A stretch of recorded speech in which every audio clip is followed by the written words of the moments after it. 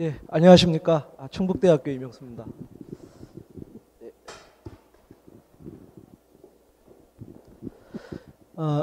예, 저는 대몽항쟁기의 충주라는 제목으로 대몽항쟁기 충주에 있었던 이제 몽골과의 전투에 대한 각종 이야기들을 담았습니다. 이 책의 내용은 지난 7월 6일에 있었던 제2회 충주학 학술 세미나 충주의 대몽항쟁과 충주성 전투에서 제가 발표했던 내용들을 기반으로 해서 작성한 내용인데요.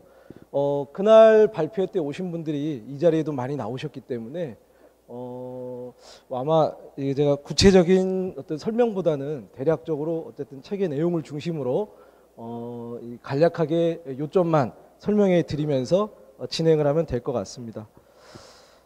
예, 대략적인 목차는 이렇고요.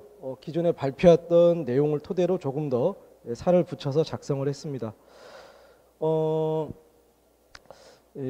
지금 고려 거란전쟁이라고 하는 드라마가 방영이 되고 있는데요. 고려 거란전쟁 하면 보통 구주대첩을 대표적인 승전으로 들고 있습니다. 고려 후기 이 몽골과의 항전에서는 크게 처인성 전투와 함께 이 충주성 전투를 대표적인 승전으로 꼽고 있는데요.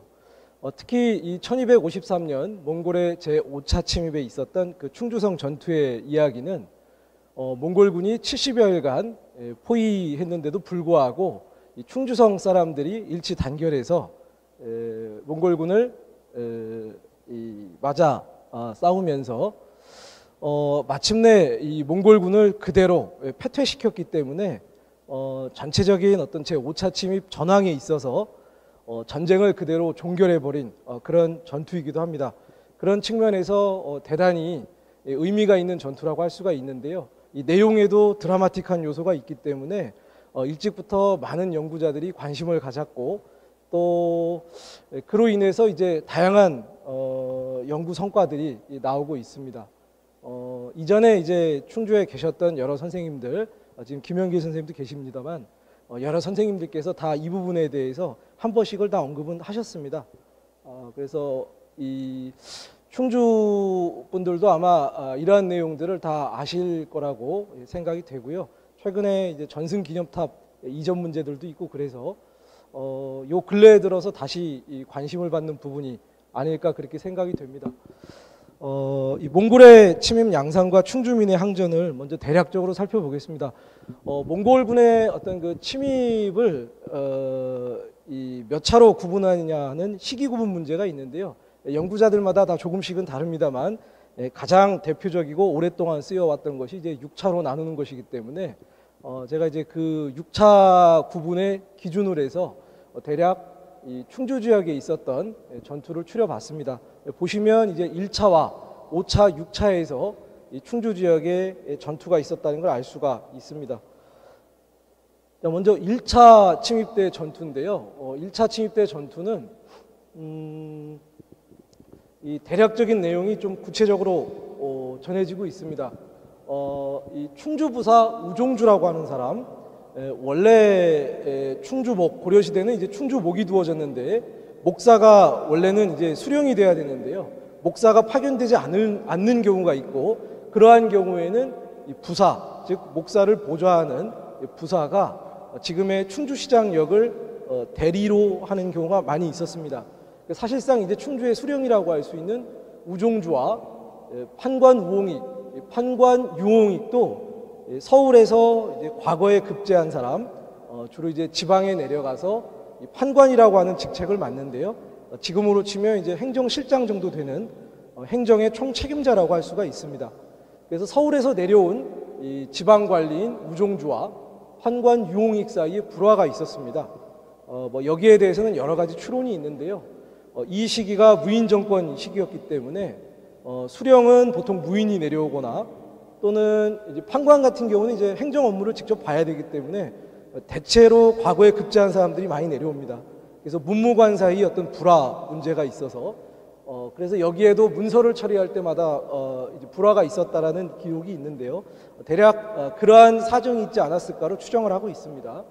이 몽골군이 장차 온다는 소식을 듣고 성을 지킬 걸 의논했는데 둘 사이의 불행히도 의견이 달랐습니다. 우종주는 양반별초를 거느리고 있었고 유홍익은 이제 관아의 모든 행정과 살림을 도맡아 하고 있었기 때문에 노군, 즉 관노들로 무장된 군인들과 잡류, 관아에서 다양한 또는 잡다한 업무를 보는 지금으로 말하면 이제 말단 공무원이라고 할 수 있는데요. 이들로 구성된 군대를 거느리고 서로 이제 반목을 했다는 것이죠. 그런데 막상 몽골군이 다다랐을 때는 우종주와 유홍익 그리고 우종주가 데리고 있던 양반들은 다 성을 버리고 달아났고요. 오직 관할을 지키던 노군과 잡류만이 이제 힘을 합해서 몽골군을 물리쳤다는 기록이 있습니다. 연구자들 사이에서도 지금 이렇게 기층민들이 저항한 사례가 이 데모항쟁 전체 가운데서 그렇게 많지는 않습니다. 하지만 기층민이 저항했다는 측면에서 제1차 침입 때 충주성 전투의 어떤 이 의미는 다른 지역에 비하면 좀 남다른 면이 있습니다. 자, 그 다음 이제 2차, 3차, 4차 침입 한 20년 동안 충주에 대한 이 전투 기록이 없습니다. 다만 경상도 지역에서 전투 기록이 있기 때문에 기존 연구에서는 경상도로 가기 위해서는 충주를 지나야 했기 때문에 아마 충주를 지나서 경상도 지역으로 진입을 했다. 그렇게 이해를 하고 있습니다. 하지만 이제 고려사나 고려사저료 같은 이 기록 그리고 각종 금성문에서도 이 시기 약 20여 년간 충주 지역의 어떠한 전투와 관련된 기록들이 없기 때문에 제가 추정하기에는 이것이 아무래도 충주 관노의 반란의 어떤 여파 때문이 아니었을까로 저는 추정을 해봤습니다. 제1차 침입 이후에 노군 잡류가 힘을 합하여서 이 몽골군을 물리쳤는데 그 이후에 도망갔던 우종주와 유홍익이 다 돌아왔습니다. 그리고 관아로 돌아와서 관아에 있는 물건들을 점검하는 과정에서 은그릇이 없어졌다는 것을 알게 되고요. 이 은그릇이 없어진 그 이유에 대해서 노군들은 이것을 이제 몽골군이 약탈해 갔다라고 이야기를 했는데 이 우종주를 비롯한 양반들은 이걸 노군들이 가져갔다라고 의심을 했던 것이죠. 또 이곳 향리였던 호장들이 이 노군들을 이제 억압하려고 했기 때문에 노군들이 그에 대해서 불만을 품고 반란을 일으킨 것이 바로 충주 관노의 반란입니다. 이 반란은 몽골군이 물러간 직후인 1월부터 시작을 해서 몽골군이 제2차로 침입한 8월에 침입하는데요.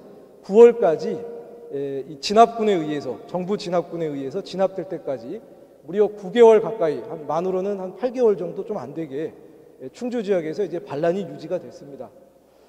이 반란이 일어났을 때 처음에 관노들이요 자신들을 죽이려는 유력자를 제거했고요. 또 9월 달에 이 반란이 진압될 때 노군들 가운데 이제 용맹했던 사람들은 용맹하니까 달아났습니다. 어떤 그 정예였기 때문에 싸워서 못 이길 것 같으니까 이제 능숙하게 도망을 갔던 것이고요. 남아있던 사람들은 이제 관군에게 사로잡혀서 죽임을 당했습니다. 다시 말하면 1차 침입 때 외적을 물리쳤던 주력 부대가 사실상 이 충주 관노의 반란 그리고 이 반란이 진압되는 과정에서 사실상 와해됐기 때문에 항전이 어려웠던 것은 아니었을까로 이제 추정을 해봤던 것이고요. 이제 5차 침입 때 가서 다시 이제 충주 지역에 어떤 전투가 이제 등장하게 되는데요. 한 20년이 지나서야 이 충주의 어떤 병력이라든지 아니면은 이 전반적인 여건이 양호해졌기 때문에 몽골군과 다시 맞서 싸울 수 있게 된 것이 아니었을까 그렇게 추정을 해봤습니다. 자, 5차 침입 때는 앞서 보여드린 충주 상성 방어별감 김윤우의 어떤 그 훌륭한 지휘에 의해서 기층민들이 단결을 해서 이 몽골군을 이제 물리친 그런 상황인데요. 이때 제 5차 침입 때 몽골군의 사령관은 만주 지역을 다스리는 칭기스칸의 동생들, 흔히 이제 그 가문을 동도제왕이라고 하는데요. 그 중에 하나였던, 즉 칭기스칸의 동생이었던 카사르 왕가의 계승자 예쿠대왕, 즉 칭기스칸의 조카가 되는데요. 이제까지 쳐들어왔던 몽골군 가운데 가장 강력한 지휘관이자 가장 지위가 높은 사람이라고 할 수가 있습니다. 이 예쿠대왕의 주력 부대가 동주, 춘주, 양근, 그리고 충주의 천룡상성을 차례대로 점령을 하고요. 마침내 충주성을 포위하게 됩니다. 앞서 이제 보여드린 바와 같이 이곳에 이제 중앙의 명령을 받고 내려와 있던 방어별감 김윤우 제2차 침입에서 천인성 전투에서 이제 살리타이를 사사랑공으로 낭장의 지위에 올랐고, 그로 인해서 이제 이 충주 지역에 방어별감으로 내려와 있었는데요. 관노의 장적을 불태우고 소와 말을 나누어 주면서 항전을 독려했기 때문에 무려 70여일간 몽골군과 맞서 싸울 수가 있었습니다. 자, 몽골군 사령관이었던 예쿠는 이제 도중에 본국에 일이 생겨서 귀환을 했고요. 이 부장 이하가 제 4차 침입 때 주장이었던 아무칸이 이때 부장으로 와 있었는데, 이 부장 이하가 계속 공격하다가 결국에는 이 성을 함락시키지 못하고 그대로 이 고려에서 철수를 하게 됩니다. 그래서 충주산성에서 상당히 오랜 시간 동안 적의 주력을 묶어두었기 때문에 전쟁이 그들이 생각했던 것보다 장기화가 되었고, 결국에는 이 성에서의 어떤 이 승리 때문에 영남 지역의 침입을 저지하고 제5차 침입을 그대로 끝내버린 중요한 전투라고 할 수가 있겠습니다. 자, 그리고 이제 마지막 6차 침입인데요. 6차 침입에서는 우선 다인철수의 승리가 있고요. 이제 그 다음에 이 6차 침입의 사령관이라고 할 수 있는 자랄타이, 한자로는 이제 차라대라고 하는데, 이 자랄타이가 직접 충주산성을 공격을 합니다. 충주산성을 포위해서 공격을 하다가 역시 함락을 시키지 못하고 이번에는 돌아가는 것이 아니라 그대로 남하에서 영남 지역으로 들어갑니다. 상주산성을 공격하는데 그 역시 이제 함락시키지 못하고 또 철수하게 됩니다. 그리고 그 다음 쳐들어왔을 때는 이제 몽골군은 이제 이 6차 침입 때부터는 충주를 함락시키지 못하면 그대로 지나쳐서 영남 지역을 침입하는 전략을 펼칩니다. 또 뿐만 아니라 6차 침입에서는 기존과 달리 보통 몽골군은 수전에 약하다라고 많이 알고 계시는데요. 이때가 되면 몽골군은 배를 동원해서 섬을 공격하기도 합니다. 6차 침입이 되면 이전보다 좀 더 적극적으로 또는 다양한 방법으로 고려를 유린하기 시작하는데요. 마찬가지로 이제 충주를 함락시키지 못하더라도 이제 충주에 있는 여러 고개를 경유해서 영남 지역을 침입하는 전략으로 선회를 하게 됩니다. 자, 이에 따라서 충주 지역에서도 이 주변에 있는 주요 길목, 예를 들면 대월령이라든지 박달령과 같은 주요 길목에서 몽골군을 요격하는 방식으로 이제는 그냥 이 성에 틀어박혀서 지키는 것만이 아니라 이제 주요 길목에 미리 기다리고 있다가 상대방이 지나갈 때 기습하는 방법을 적극적으로 펼쳐서 대원령 같은 경우에는 무려 1000여 명을 격살하는 이 전과가 확실한 것 중에서는 이 대원령 전투의 이 1000여 명 격살은 상당히 큰 전공이라고 할 수가 있습니다. 자, 이런 식으로 이제 대응을 하게 됩니다. 몽골군은 그에 따라서 결국에는 이제 충주성을 도륙을 합니다. 충주성을 점령을 하게 되는데요. 어찌되었든 이 몽골군은 이제 이때부터 6차에서는 좀 변칙적인 방법을 쓰게 되고요. 충주 지역에서도 주로 이제 지역민들 위주거든요. 충주 별초 역시 지역민들이기 때문에 지역민들이 이제 적극적으로 이제는 지키는 것이 아니라 나가서 싸우는 방식으로 항전을 해서 적절히 대응하는 모습을 보여주게 됩니다.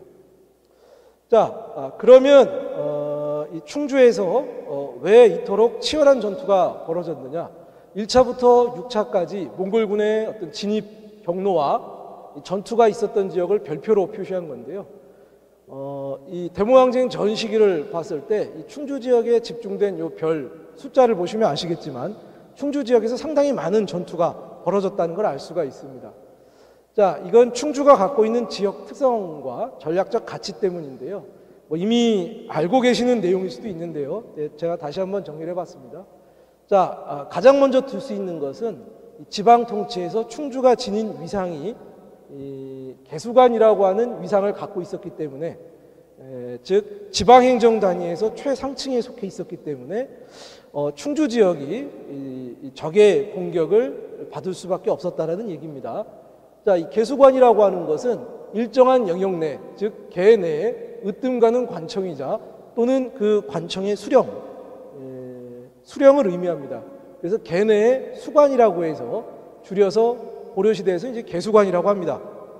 자, 개수관의 기능은요, 이 개수관 영역 내에 모든 수령을 대표하는 기능이 있습니다. 모든 수령을 대표해서 중앙정부에 문서를 올린다든지, 외국 사신이 오면 사신을 접대한다든지, 이렇게 영역을 대표하는 기능이 있고요. 또 영역 안에 있는 여러 군현을 지휘 감독하는 기능을 갖고 있습니다.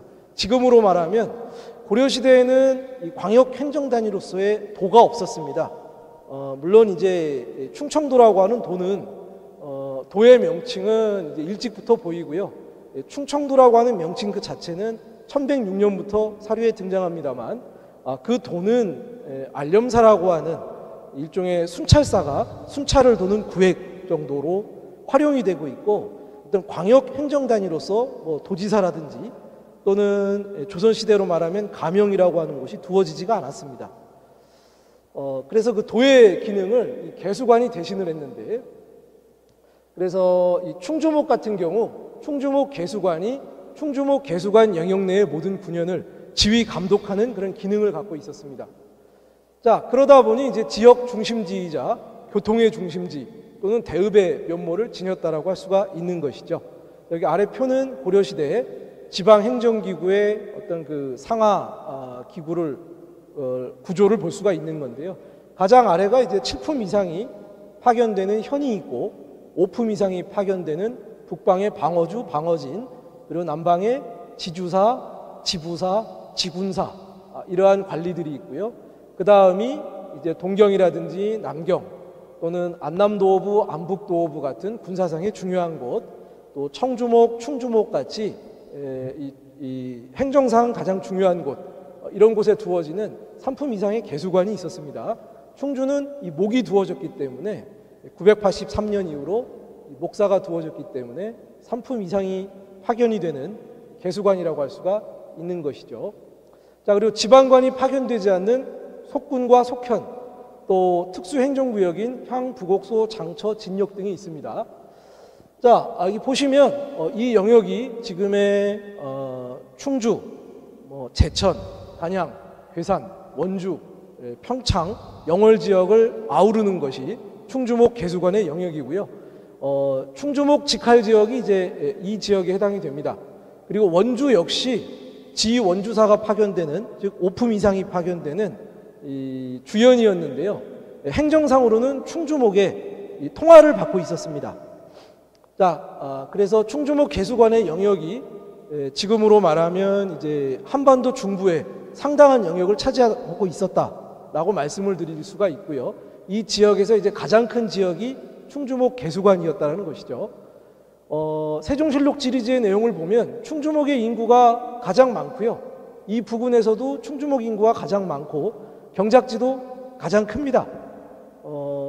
이 5품 이상이 파견되는 지원주사랑 비교해봐도 거의 2배에 해당하는 규모를 갖고 있습니다. 자, 그래서 이 15세기 초반 이 정인지의 경우에는 이러한 말을 남겼던 것이죠. 충주는 이 영역이 넓고 호구가 많고 그래서 문서가 구름처럼 쌓이고 사람들이 여기저기서 모여들기 때문에 통치하기가 어렵다는 거죠. 그런 말을 남기고 있습니다. 행정의 중심지, 교통, 경제 모든 중심지라고 할 수가 있습니다. 자, 그리고 수륙교통의 요지이기도 합니다. 이 수상교통에 대해서는 이제 문경호 선생님께서 얘기를 해주시기 때문에 육상과 관련해서 말씀드리자면 보통 개수관들이 다 주요 교통로가 교차하는 지점에 있습니다. 자, 충주목 같은 경우에는 북쪽으로는 이제 연원역이 있고요, 남쪽으로는 단월역이 있습니다. 이건 광주도와 이 단월역 같은 경우에는 광주도에서 상주도로에서 즉 계림령, 한원령을 통해서 이제 내려가는 길목이고요. 평구도는 이제 지금의 이제 안동으로 이어지는 길인데요. 역시 중령을 통해서 가게 되어 있습니다.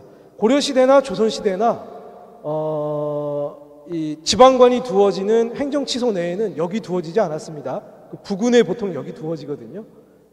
이 두 역의 사이에 충주목이 위치해 있었다는 건 사실상 이 두 역에 이 두 교통로의 교차 지점에 있었다는 걸 의미합니다.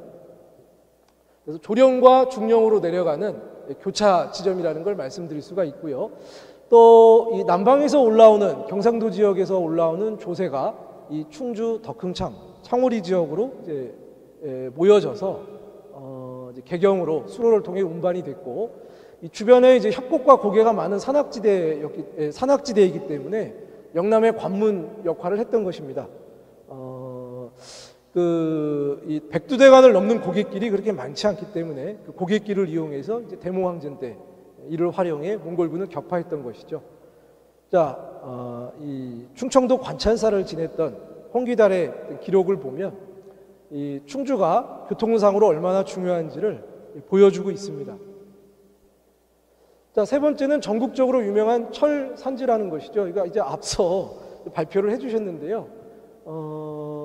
전쟁적인 측면에서 보자면 이제 몽골군 입장에서도 전쟁 속행을 하기 위해서는 다양한 마구, 철로 된 마구와 또 무기를 생산해야 됐기 때문에 군수품의 조달은 필수적이라고 할 수가 있습니다. 이건 몽골군뿐만이 아니라 고려군한테도 마찬가지였기 때문에 다인철소를 보존하는 일은 전략상 굉장히 중요한 부분을 차지한다라고 말씀을 드릴 수가 있습니다. 다인철소 지역은 지금의 이제 대소원면 지역인데요. 앞서 발표에서는 이제 고대의 철 생산지는 어떻게 보면 이제 권력의 상징이랄까 또는 굉장히 중요하게 이제 그려지고 있는데, 고려 시대에서 철 생산지는 다른 일반 군현에 비해서는 그 위상이 좀 낮습니다. 왜냐하면 이제 많은 노동력을 필요로 하기 때문에 이렇게 철 생산지에 철소가 두어지게 되고, 소의 주민들은 옛날에는 천민으로 봤습니다만 지금은 이제 천민으로 보진 않고요. 일반 군현민보다는 좀 차별이 있었던 그런 이제 그런 대우를 받았던 사람들로 보통 이야기가 되고 있는데요. 바로 이 대소원면 지역에 지금의 이제 다인철소 지역으로 추정이 되는데, 실제로 이곳에서 이제 몽골군을 막아낸 기록이 있습니다. 그래서 이 지역이 철산지였기 때문에 전략적으로 굉장히 중요한 지역이었고, 몽골군이 이제 이 지역을 차지하려고 하였다라는 것입니다. 자, 충주에서 앞서 살펴본 바와 같이 큰 승전을 여러 번 거둡니다. 그에 따라서 이제 정부 차원에서도 포상이 이루어지게 되는데요. 이 대몽항쟁기 승첩에 대한 지역 단위의 포상으로서 읍격을 상승시켜 주는 것은 총 4건밖에 없습니다. 그 중에 2건이 충주 지역에 해당이 되는데요. 먼저 이제 박서의 귀주성 전투, 구주라고도 읽을 수 있는데요. 귀주가 이제 대도부 개수관으로 이제 승격이 되는 사례가 있고요.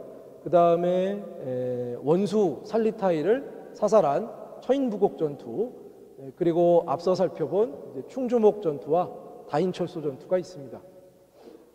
자, 먼저 충주목을 구경경으로 승격을 하는데요. 이 당시 사료를 보면 이건 1254년 12월에 왕이 산천의 신령들에게 제사를 지내면서 이 몽골군에 맞서서 이제 실력의 보호를 비는 그런 제문의 일부분인데요. 충주성 전투의 승리에 대해서 이 성이 쓰러졌다면 다른 성들도 차례도 무너졌을 것이다. 그리고 여기에서 승리했기 때문에 월악산 신령, 즉 월악대왕의 힘을 받아서 결국 승리할 수 있었고, 이 승리는 만세의 전할공이다라고 평가가 되고 있습니다. 물론 이제 제문에서 약간 과장된 내용들도 있을 수가 있습니다만, 그 당시 이 정부 차원에서는 이 충주 전투의 승리를 1253년 김윤우 이하의 어떤 분전으로 인한 충주 전투의 승리가 이 미친 영향이 적지 않았고, 정부 차원에서 중요하게 생각하고 있다는 걸 알 수가 있습니다. 이 충주를 분명히 올려서 국원경으로 삼았다라고 명확히 기록이 되어 있습니다.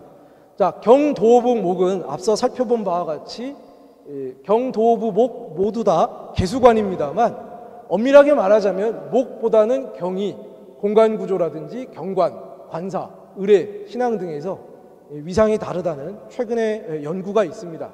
그래서 같은 개수관이지만 이 목에서 올려서 경으로 삼았다라는 걸 알 수가 있고요. 실제 최근 연구에 의해서 여러 어떤 대우적인 측면에서도 다르다는 걸 알 수가 있습니다. 자, 1254년에 국원경으로 승격이 되었는데요. 어느 순간 다시 목으로 되돌아갔습니다. 1283년에 충주목 부사, 1286년에 충주 판관을 각각 임명한 사실이 있기 때문에 국원경이 아니라 충주목이라고 나와 있는 걸 통해서 한 30년도 안 되어서 충주목으로 복귀했다는 걸 알 수가 있습니다. 아마 멀지 않은 시점에서 충주목으로 다시 복귀된 것으로 보이는데요. 원의 어떤 지배하에 있으면서 몽골의 어떤 간섭과 지배하에 있으면서 몽골과의 전투에서 공을 세운 것으로 인해 목에서 경으로 승격시켜준 이러한 포상이 그 당시 어떤 정치적인 상황에서는 아마 오래가기 어려웠을 거라고 그렇게 추정이 됩니다. 그 당시 똑같은 광주목, 같은 등급이었던 이 광주목 개수관이 두 차례 1차와 2차 전투에서 승리했는데도 불구하고 요역 면제에 그쳤다라는 걸 감안하면 이 목에서 경으로 올라갔다라는 것은 고려시대 내내 어떤 유례없는 포상이라고 할 수가 있습니다. 자, 그 다음에 다인철소를 이간년으로 승격한 것인데요. 다인철소 전투의 승리로 승격을 시켜준 겁니다. 이간년 같은 경우에는 조선 초기 1454년 세종실록 지리지에는 지방관이 파견되지 않는 속현으로 나오고요. 1530년에는 이제 폐연으로 기록이 돼서 이간년은 이제 폐연이 되고 아마 이제 충주에 편입되지 않았나 그렇게 추정이 되는데요. 똑같은 어떤 등급의 처인 부곡과 비교해 보면 처인년도 이 승격이 되는데 처인년은 지방관이 파견된 주연이었습니다. 그러니까 다인철소는 이간년으로 승격이 되지만 지방관이 파견되지 않는 속현이었는데 처인부곡은 현으로 승격되면서 지방관이 파견되는 주연으로 승격이 됩니다. 즉 처인년의 경우에는 부곡에서 속현 단계를 뛰어넘어서 지방관이 파견되는 주연의 2단계 승격이라고 할 수가 있는데요. 다인철소는 이제 1단계 승격이기 때문에 다인철소 전투 성과는 처인부곡처럼 적의 원수를 사살해서 전쟁의 흐름을 바꾸는 그 정도의 수준은 아니었다고 파악이 되고요. 다만 이런 특수행정구역을 어쨌든 현으로 격상시켜 준 것은 역시 이제 높은 전략적 가치를 지니고 있었고 이게 지방관이 파견되지 않는 곳에서 어쨌든 외적을 물리친 것이기 때문에 그만큼 이 전투에 대한 어떤 중앙의 평가가 높았다라는 걸 보여주는 사례라고 할 수가 있습니다. 자, 이제 마지막으로 충주산성의 위치 비정 문제가 있는데요. 충주산성의 경우에는 지금 이제 지역에 어떻게 보면 이제 해결되지 않은 난제라고 할 수가 있습니다. 최근까지도 이제 논의되고 있는 부분인데요. 1차 전투의 경우에는 크게 문제가 안 됩니다만 5차, 6차 전투를 보면 특히 5차의 경우 똑같은 전투에 대해서도 사료에 따라서 기록한 내용이 다릅니다. 즉 충주를 공격했다 또는 충주성을 공격했다, 충주산성 방어별감이 이 주성을 지켜냈다, 뭐 그런 내용들이 있습니다. 그래서 충주성, 충주산성 방어별감, 그리고 이제 실제 전투가 이루어진 것은 주성, 이렇게 다양하게 지금 기록이 되어 있거든요. 그래서 이 5차의 경우에는 충주읍성이다 또는 충주에 있는 어떤 산성, 즉 남산성, 대림산성, 덕주산성, 최근에는 이제 개족산성까지 포함해서 이러한 산성들이 이 전장으로 활용되었다라고 이야기를 하기도 하고요. 또 6차 전투에서는 이 D의 경우 자랄타이가 충주산성을 공격했다는 보통 5차 전투에서 나왔던 충주산성과 동일한 것으로 보는데 요 E와 F에서는 주성을 도륙하고, 여기서는 이제 또 충주성이라고 나오죠. 이제 같은 거라고 보는데요. 주성을 도륙하고 또 산성을 공격했다라고 해서 주성과 산성이 동시에 나옵니다. 여기에서는 이제 뭐 주성, 충주산성 이렇게 따로 있는데 6차에서는 주성과 산성이 각각 나오고, 산성을 공격할 때 산성에 있던 노약자와 관리들이 월악신사로 피했다라고 하는, 즉 월악산신에게 제사를 지내는 월악신사로 피난했다라고 하는 그런 기록이 있습니다. 그래서 EF의 경우에는 덕주산성으로 보기도 합니다. 실제로 덕주산성에 신라 때부터 월악신사를 두어서 이 소사를 지냈다라고 하는 기록이 있기 때문에 6차의 경우에는 이제 덕주산성으로 보는 그런 견해가 많은데요. 자, 먼저 이제 충주읍성으로 보는 견해입니다. 이 충주성 또는 충주성이라고 기록되어 있는 내용을 신뢰를 해서 이제 충주 읍성에서 전투가 벌어졌다라고 보는 건데요. 관아에서 이제 허드렛 일을 하는 관노가 적극적으로 참전을 했고 김윤우가 관노의 장부를 불태웠다라는 내용으로 봤을 때 이 관노의 장부가 있으려면 관아가 있어야 되고 그 관아는 바로 산성이 아니라 읍성에 있었을 것이다 라고 추정을 해서 충주 읍성을 이제 전장지로 비정을 하는 것이죠. 반대되는 견해에서는 이곳을 지키던 인물이 충주 산성 방어 별감이라는 거죠. 즉 충주 산성을 지켜야 되는 사람이기 때문에 충주 읍성에서 전투가 벌어질 리가 없다라고 봤던 거고요. 험준한 산성 대신에 읍성을 택한 이유가 모순적이다라는 거죠. 외적을 막기 위해서는 산성에서 방어하는 것이 합리적인 건데 이 산성을 버려두고서 굳이 읍성에서 평지에서 70여일간 적과 싸울 수가 있겠느냐라는 것입니다. 이 우리나라 성곽은 보통 성벽이 한 곳만 무너져도 이제 성이 돌파당하기 쉽상이고 그러려면 성벽이 견고해야 되는데 읍성보다는 산성이 전반적으로 험준하기 때문에 뚫리기가 쉽지가 않죠. 그래서 산성에서 싸우는 것이 합리적인데 평지에서 읍성에서 싸웠다라는 것이 잘 이해되지 않는다라는 겁니다. 또 최근에 2010년 이후에 충주 읍성 고고학 조사를 통해서 봉현성이 이제 확인이 되면서 이렇게 내성과 외성이 있었고 뭐 외성의 어떤 크기로 봤을 때 충분히 방어가 가능하다라고 하는 또 주장이 나와서 최근에는 이제 1차부터 6차까지 모든 전투가 충주 읍성에서 벌어졌다라고 하는 그런 주장도 있습니다. 자, 그다음 남산성인데요. 충주 산성이죠. 제 5차 침입 시의 전장으로 이제 가장 먼저 이제 여기가 거론이 됐는데요. 뭐 이렇다 할 근거는 없습니다. 일단 성의 규모가 작고요. 성문도 없습니다. 그래서 현문식 산성입니다. 뭐 사다리를 놓고 이제 올라가는 그런 산성이고요. 식수원이 부재하다라는 얘기가 있었는데 이제 발굴하다 보니까 집수지가 한 3곳 정도 발견이 돼서 그 부분에 대해서는 큰 문제가 없을 것 같은데요. 중요한 것은 이제 주로 신라의 유물이 출토되면서 대모황쟁과의 관련성이 이제 희소한 것으로 설명이 되고 있습니다. 자, 세 번째는 대림산성인데요. 뭐 이제 어떻게 보면 가장 유력한 후보라고 할 수가 있습니다. 일단 고려시대 때 충주의 진산이고요. 진산이라고 하는 것은 단순히 그냥 뒷산이라는 의미가 아닙니다. 이 고려시대 남방 지역의 경우에는 읍성과 배우산성이 있는데요. 보통 배우산성이 진성에 많이 있습니다. 어떤 그 전란이 일어났을 때 그 읍성에 살고 있던 주민들이 피난하는 곳이 진산에 있는 배우산성인데요. 이 고려 때 충주의 진산이 대림산성이라는 것, 그리고 규모가 크고 치소에서 가까우며 삼면이 급한 경사이고 아래에는 달천이 있어서 천연 해자 역할을 하는 굉장히 험준한 지형이라는 것이죠. 그리고 성내 정상부에 봉화가 있고 봉화가 있다는 건 어디서든지 잘 보인다는 얘기고요. 거꾸로 조망이 잘 된다는 것이죠. 그리고 이 성 안에 있는 농경지가 다른 성에 비해서 가장 넓고요. 식수원도 풍부하고 얼마 전까지만 해도 또 지금까지도 창골이라고 하는 마을이 있기 때문에 실제 주민이 거주할 수 있는 여건이 갖추어져 있다는 것이죠.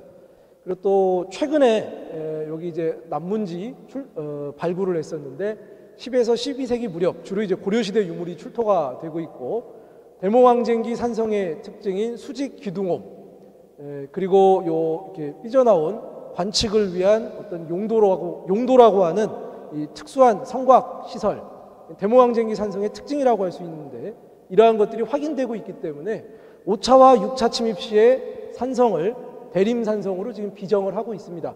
다만 6차의 경우에는 월악신사로 피신했다라고 하는 기록이 있기 때문에 6차에 나오는 산성의 경우에는 이 덕주산성이거나 또는 이 덕주산성일 가능성을 완전히 배제하진 않고 있습니다. 대림산성을 주장하시는 분들도 6차의 경우에는 이 월악산성일 가능성을 완전히 배제하진 않으셨어요. 자, 네 번째는 덕주산성인데요. 5차, 6차 모두 다 덕주산성이라고 주장하시는 분들은 5차 침입 이후에 국가에서 산천에 올리는 제문들을 보면 그 전쟁에서 승리한 것이 월악대왕의 위력 때문이다 라고 이야기를 하고 있고, 또 6차 침입 시 월학신사의 존재가 있기 때문에 5차, 6차 모두 덕주산성이라고 보는 견해가 있습니다. 지형 자체도 험준하고요. 지금은 이제 제천 한수면인데 조선시대까지만 해도 여기는 충주 소속입니다. 일단 규모도 굉장히 거대하고 총 4개의 사중성곽으로 구성이 되어 있고요. 또 교통의 유충지이기도 합니다. 그래서 입보 조건에도 굉장히 유리하고 이 대림령, 계림령, 하늘제 또는 대원령과도 굉장히 가까운 곳에 있습니다. 자, 또 발굴을 했는데 고려 이전, 그러니까 신라 때까지 유물이 소급되지 않고요. 주로 이제 고려 시대 때부터 근래까지도 경영된 흔적이 나오고 있습니다. 그래서 5차, 6차를 보거나 또는 6차 침입 당시 대림산성에서 덕주산성으로 입보처를 옮긴 것이 아닌가, 그렇게 파악이 되는 그런 이 후보 중에 하나입니다. 자, 마지막에 개족산성지인데요. 최근에 이제 제기된 후보입니다. 개족산성지 또는 이제 계명산성이라고도 하는데요. 일단 충주 바로 배후에 있기 때문에 취소와 가깝고 충주 분지가 조망이 되고요. 근처에 또 봉화가 있죠. 봉수대가 있기 때문에 충주 분지가 조망이 되고 높고 험준한 지세. 지금 여기가 이제 심안현 영액이고요. 여기가 이제 남산성이 있고 여기가 이제 계명산인데요. 바로 이제 충주 쪽 보고 있는 요 뒷면이죠. 여기 충주시 바로 이제 건너편. 자, 여기 요 능선을 따라서 이제 형성이 되어 있는 산성입니다. 높고 험준한 지세를 갖고 있고 여기에서 이제 발굴된 유물들을 보면 고려 중후기의 어떤 기와가 이제 노출이 되어 있고 토성용 석환이라든지 또 대모항쟁기 어떤 산성의 흔적인 용도시설, 요거는 성벽이고요. 용도시설이 따로 확인이 된다고 합니다. 그래서 최근에 이제 개족산성을 이 충주산성이라고 보시는 분께서는 1차, 5차, 6차 전투가 모두 여기에서 벌어졌다라고 주장을 하고 계십니다. 아주 근래에 나온, 올해 나온 따끈따끈한 주장이고요. 아직 본격적인 학술 조사가 이루어지지 않았기 때문에 그 실체에 대해서는 알 수가 없습니다. 자, 이제 마무리를 하겠는데요. 이 충주산성 전투는 분명히 이 대모항쟁에서 가장 눈부신 이 승전이라고 할 수가 있습니다. 이 후대에 대한 평가를 보면 이 승정원 일기의 기록을 보면요, 이 김윤우가 이 충주산성 전투에서 승리한 것은 백성을 기르고 적을 막는 정사가 수령에게 전적으로 달려 있고 이 수령을 잘 임명해야 된다라는 것을 지금 임금과 신하 사이에 이야기를 하고 있습니다. 물론 이제 이 임금과 신하 사이에 수령을 잘 뽑아야 된다는 이야기를 하는 도중에서 나온 거기 때문에 본래 취지는 그것이 아닐 수는 있습니다만 이 충주성 전투의 어떤 승리를 이 전적으로 달려 있다라고 이야기를 하거든요. 즉 수령의 어떤 성과로만 이야기를 하고 있습니다. 또 근래에 나온 어떤 내용을 보면 문집의 내용인데요. 김윤우와 죽주산성 전투에서 승리한 송문주가 적장을 죽이고 성을 지킨 공을 세울 수 있었던 것은 조정의 기강이 아직 서 있어서 조정을 믿고서 이 충의지사들이 싸웠기 때문이다 라고 이야기를 하고 있습니다. 그래서 어떤 이 국가의 존재 그리고 국가를 믿고 싸웠던 어떤 장수들의 어떤 힘, 이렇게 이야기가 되고 있는 것이죠. 후대의 어떤 평가는, 충주산성 전투에 대한 후대의 평가는 주로 이제 이것을 지휘한 수령이라든지 장수에 대해서 높이 평가를 하고 있는데요. 수령과 장수가 아무리 뛰어나다고 한들 결국에 그들을 받쳐줄 수 있는 기층민이 없다면 또는 병사들이 없다면 그 어떤 전투도 승리할 수 없기 때문에 역사에서는 사실 좀 거론이 되지 않고 가리워져 있지만 그런 부분에 주목할 수 있다는 말씀을 드리는 것으로 발표를 가름하고자 합니다. 이것으로 발표를 마치겠습니다. 감사합니다.